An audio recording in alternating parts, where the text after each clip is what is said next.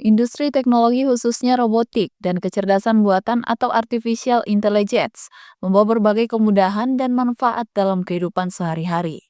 Namun hal itu juga memunculkan tantangan baru dalam dunia hukum.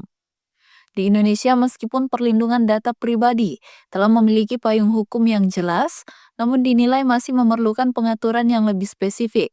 Hal ini diungkapkan akademisi Universitas Hasanuddin Makassar, Profesor Dr. Maskun SH LLM.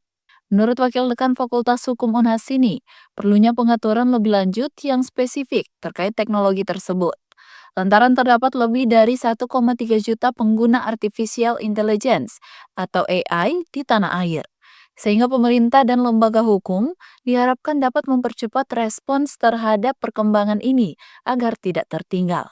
Profesor Maskun menyoroti pentingnya peningkatan kapasitas aparat penegak hukum dalam memahami teknologi, agar mereka dapat menjalankan tugas dengan efektif dan memastikan keadilan di era digital. Ya, hal yang pertama mungkin yang memang menjadi pembelajar awal bagi setiap mahasiswa hukum selalu diajarkan bahwa hukum itu tertati-tati mengikuti perkembangan zaman atau bahasa Latinnya sih atau bahasa Belandanya disebut dengan het recht in after the patent aan. Ini bukan sesuatu yang menurut saya hal yang membuat kita harus kemudian pesimis melihat karena dalam catatan saya bahwa perkembangan teknologi itu adalah sebuah keniscayaan.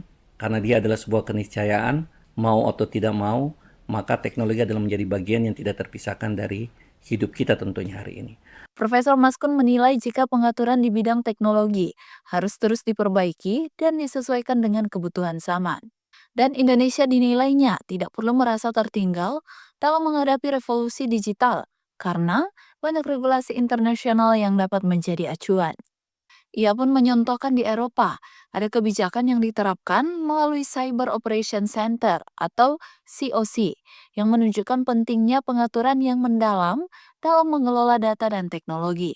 Profesor Maskun pun menekankan penggunaan AI harus didasari oleh informasi yang tepat. Jika informasi yang disuplai salah, maka hasil dari AI juga akan salah. Karenanya pengaturan yang tepat dalam penggunaan teknologi ini sangat penting, termasuk pembahasan etika penggunaan AI dan siapa yang bertanggung jawab atas penggunaan teknologi tersebut, baik individu maupun badan hukum. Dari perkembangan teknologi tersebut, salah satu tantangan besar yang dihadapi Indonesia adalah bagaimana meningkatkan pemahaman aparat penegak hukum, terutama terhadap AI. Menurut Profesor Maskun, untuk dapat menjalankan tugas dengan efektif, aparat penegak hukum harus menguasai teknologi ini.